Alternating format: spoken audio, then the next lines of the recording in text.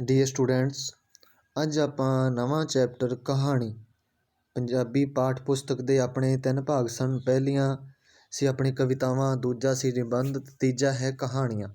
ਕਹਾਣੀਆਂ ਦਾ ਪਹਿਲਾ ਟੌਪਿਕ ਆਪਣਾ ਬਹੁਤਾ ਪਾਂਦੀ ਗੁਰਬਖਸ਼ ਸਿੰਘ ਦਾ ਲਿਖਿਆ ਹੋਇਆ ਹੈ। ਅੱਜ ਆਪਾਂ ਇਹਦੇ ਪ੍ਰਸ਼ਨ ਉੱਤਰ ਕਰਾਂਗੇ। ਚਲੋ ਪ੍ਰਸ਼ਨ ਉੱਤਰ ਸ਼ੁਰੂ ਕਰਦੇ ਹਾਂ।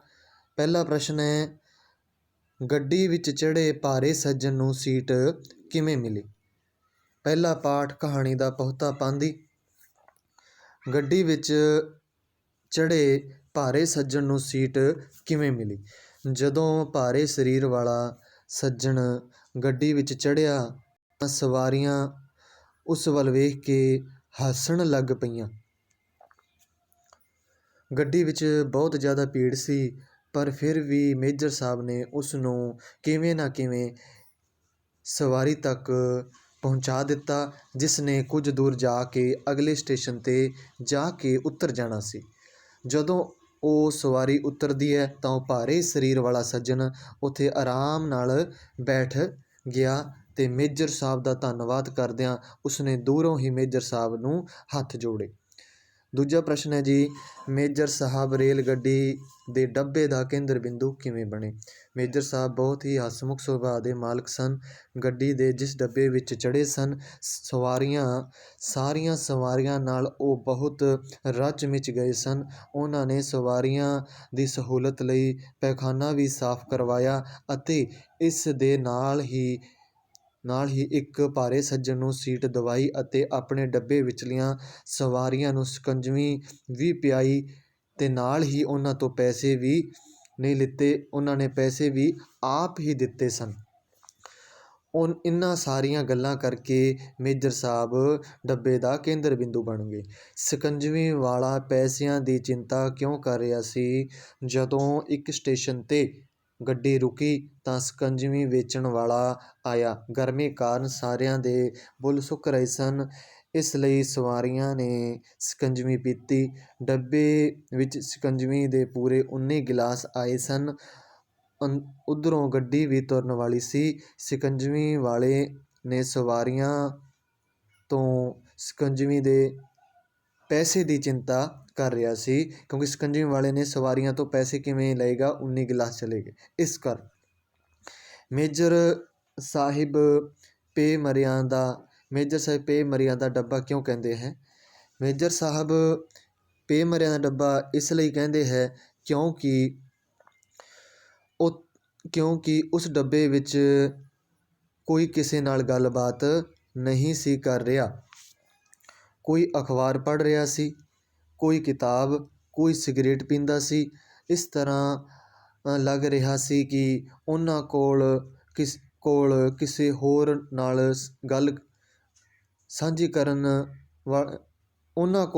ਹੋਰ ਨਾਲ ਸਾਂਝੀ ਗੱਲ ਕਰਨ ਵਾਲਾ ਹੀ ਨਹੀਂ ਸੀ। ਇਸ ਕਰਕੇ ਮੇਜਰ ਸਾਹਿਬ ਅਜਿਹੇ ਬੇਰੌਣਕੇ ਡੱਬੇ ਨੂੰ ਪੇ ਮਰਿਆਂ ਦਾ ਡੱਬਾ ਕਹਿੰਦੇ ਹਨ। ਕਹਾਣੀ ਬਹੁਤਾ ਪਾਂਦੀ ਦਾ ਸਾਰ ਆਪਣੇ ਸ਼ਬਦਾਂ ਵਿੱਚ ਲਿਖਣਾ ਹੈ। ਬਹੁਤਾ ਪਾਂਦੀ ਕਹਾਣੀ ਗੁਰਬਖਸ਼ ਸਿੰਘ ਪ੍ਰੀਤਲੜੀ ਦੀ ਲਿਖੀ ਹੋਈ ਰਚਨਾ ਹੈ। ਬਹੁਤਾ ਪਾਂਦੀ ਸ਼ਬਦ ਦਾ ਅਰਥ ਹੈ ਪਹੁੰਚਿਆ ਹੋਇਆ ਮੁਸਾਫਰ। ਬਹੁਤਾ ਪਾਂਦੀ ਸ਼ਬਦ ਦਾ ਅਰਥ ਹੈ ਪਹੁੰਚਿਆ ਹੋਇਆ ਮੁਸਾਫਰ। ਇਸ ਕਹਾਣੀ ਦਾ ਸਾਰ ਅਸੀਂ ਹੇਠ ਲਿਖੇ ਬਿੰਦੂਆਂ ਰਾਹੀਂ ਸਪਸ਼ਟ ਕਰ ਸਕਦੇ ਹਾਂ।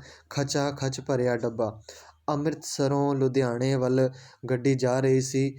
ਇੱਕ ਭਾਰੇ ਆਦਮੀ ਦੁਆਰਾ ਸਾਰੀ ਗੱਡੀ 'ਚ ਦੇਖਣ ਤੋਂ ਬਾਅਦ ਵੀ ਉਸਨੂੰ ਸੀਟ ਨਾ ਮਿਲੀ ਤਾਂ ਉਸਨੇ ਇੱਕ ਹੋਰ ਡੱਬੇ ਵਾਲੇ ਅੱਗੇ ਜਾ ਕੇ ਤਰਲੇ ਕੀਤੇ, ਪਰ ਫਿਰ ਵੀ ਅੰਦਰਲਿਆਂ ਨੇ ਝਿੜਕ ਦਿੱਤਾ। ਤਾਂ ਫਿਰ ਇੱਕ ਜਣੇ ਨੇ ਤਰਸ ਕਰਕੇ ਕਿਹਾ, ਕਿਉਂ ਨਹੀਂ, ਆ ਜਾ ਬਾਈ।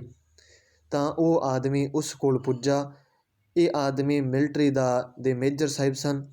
ਉਸਨੇ ਨਵੇਂ ਆਏ ਆਦਮੀ ਨੂੰ ਅਖੀਰਲੀ ਸੀਟ 'ਤੇ ਖਾਲੀ ਹੋਣ ਜਾਣ ਬਾਰੇ ਦੱਸਿਆ ਅਤੇ ਉਸਨੂੰ ਉੱਥੇ ਪਹੁੰਚਣ ਲਈ ਕਿਹਾ। ਉਸ ਆਦਮੀ ਨੇ ਕਿਹਾ, ਉੱਥੇ ਪਹੁੰਚਾਂ ਕਿਵੇਂ? ਖੈਰ ਉਸਨੂੰ ਉੱਥੇ ਪਹੁੰਚਾ ਦਿੱਤਾ ਗਿਆ। ਅਗਲੇ ਸਟੇਸ਼ਨ 'ਤੇ ਸਵਾਰੀ ਦੇ ਉਤਰਨ ਸਾਰ ਉਹ ਭਾਰੇ ਸਰੀਰ ਵਾਲਾ ਸੱਜਣ ਆਰਾਮ ਨਾਲ ਬੈਠ ਗਿਆ ਅਤੇ ਉਸਦੇ ਉਸਨੇ ਹੱਥ ਜੋੜ ਕੇ ਮੇਜਰ ਸਾਹਿਬ ਦਾ ਧੰਨਵਾਦ ਕੀਤਾ। ਪੈਖਾਨਾ ਸਾਫ਼ ਕਰਵਾਉਣਾ। ਅਗਲੇ ਸਟੇਸ਼ਨ 'ਤੇ ਗੱਡੀ ਰੁਕਣ 'ਤੇ ਦੋ ਸਵਾਰੀਆਂ ਜਦੋਂ ਨੇੜੇ ਆਈਆਂ ਤਾਂ ਫੌਜੀ ਸਿਪਾਹੀਆਂ ਨੇ ਝਿੜਕ ਦਿੱਤਾ, ਪਰ ਮੇਜਰ ਸਾਹਿਬ ਨੇ ਉਹਨਾਂ ਨੂੰ ਅੰਦਰ ਸੱਦ ਲਿਆ। ਉਹਨਾਂ ਕੋਲ ਬਹੁਤਾ ਸਮਾਨ ਹੋਣ ਕਰਕੇ ਮੇਜਰ ਸਾਹਿਬ ਨੇ ਕਿਹਾ ਕਿ ਪੈਖਾਨਾ ਸਾਫ਼ ਕਰ ਦੇਣਗੇ ਤੇ ਸ਼ਰਮਸਾਰ ਹੋਏ ਫੌਜੀ ਸਿਪਾਹੀਆਂ ਬੰਤਾ ਸਿੰਘ ਨੇ ਆਪਣਾ ਕੰਮ ਸ਼ੁਰੂ ਕਰ ਦਿੱਤਾ। ਸਿਕੰਜਵੀ ਵਾਲਾ। ਹੁਣ ਮੇਜਰ ਸਾਹਿਬ ਸਾਰੀਆਂ ਸਵਾਰੀਆਂ ਦਾ ਕੇਂਦਰ ਬਣ ਗਏ ਸਨ।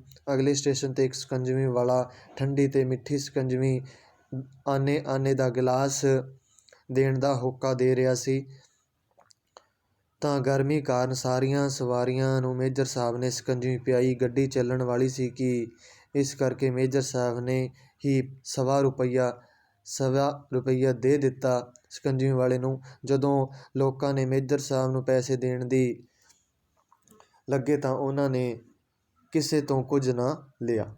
ਪੇਮਰਿਆਂ ਦਾ ਡੱਬਾ। ਐਨ ਨੂੰ ਸਟੇਸ਼ਨ ਆ ਜਾਣ 'ਤੇ ਬਾਹਰੋਂ ਕਿਸੇ ਹਵਲਦਾਰ ਨੇ ਸਲੂਟ ਮਾਰਿਆ ਤੇ ਮੇਜਰ ਸਾਹਿਬ ਤੋਂ ਡੱਬਾ ਛੱਡਣ ਦਾ ਕਾਰਨ ਪੁੱਛਿਆ ਤਾਂ ਮੇਜਰ ਸਾਹਿਬ ਨੇ ਕਿਹਾ ਕਿ ਉੱਥੇ ਪੇਮਰਿਆਂ ਦਾ ਡੱਬਾ ਸੀ। ਉੱਥੇ ਕੋਈ ਅਖਬਾਰ ਪੜ੍ਹਦਾ ਸੀ, ਕੋਈ ਸਿਗਰਟ ਪੀਂਦਾ ਸੀ, ਇੱਥੇ ਅਜਿਹਾ ਨਹੀਂ। ਫਿਰ ਹਵਲਦਾਰ ਨੇ ਉਹਨਾਂ ਦੀ ਥਾਂ 'ਤੇ ਬੈਠਣ ਤੇ ਸਮਾਨ ਦੀ ਰਾਖੀ ਕਰਨ ਲਈ ਪੁੱਛਿਆ ਤਾਂ ਮੇਜਰ ਸਾਹਿਬ ਨੇ ਕਿਹਾ ਕਿ ਉੱਥੇ ਇੱਕ ਮੁਸਾਫਿਰ ਜੋ ਕਿ ਚਲਦੀ ਗੱਡੀ 'ਤੇ ਚੜ੍ਹਿਆ ਸੀ, ਜਦੋਂ ਉਹਨੂੰ ਕਿਤੇ ਥਾਂ ਨਾ ਮਿਲੀ ਤਾਂ ਉਹਨਾਂ ਨੇ ਬਾਹੋਂ ਫੜ ਕੇ ਅੰਦਰ ਖਿੱਚ ਲਿਆ ਤੇ ਮੇਜਰ ਸਾਹਿਬ ਨੇ ਟਿਕਟ ਵਟਾ ਕੇ ਉੱਥੇ ਆ ਗਏ ਤੇ ਇਸ ਡੱਬੇ ਵਿੱਚ ਬੰਤਾ ਸਿੰਘ ਹੋਰੀ ਵੀ ਪਹਿਲਾਂ ਬੈਠੇ ਹੋਏ ਸਨ। ਡੱਬੇ ਦੀ ਰੂਹ। ਮੇਜਰ ਸਾਹਿਬ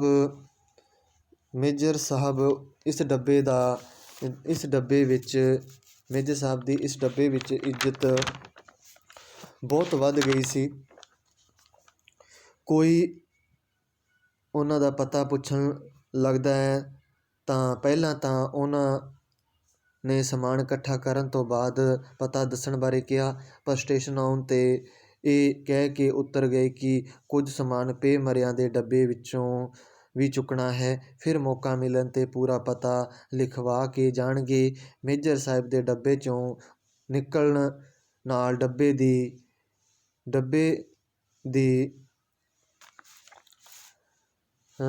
ਦੀ ਭਾਅ ਹੀ ਨਿਕਲ ਗਈ ਅਤੇ ਡੱਬਾ ਭਾਅ ਕਰਦਾ ਰਹਿ ਗਿਆ। ਇਹ ਸੀ ਆਪਣਾ ਪਾਠ ਪਹਿਲਾ, ਬਹੁਤਾ ਪਾਂਧੀ, ਜੋ ਕਿ ਤੁਸੀਂ ਨੋਟ ਕਰਨਾ ਹੈ ਤੇ ਇਸ ਪਾਠ ਨੂੰ ਤੁਸੀਂ ਤਿਆਰ ਕਰਨਾ ਹੈ। ਇਹ ਸੀ ਆਪਣਾ ਪਾਠ ਬਹੁਤਾ ਪਾਂਧੀ। ਧੰਨਵਾਦ।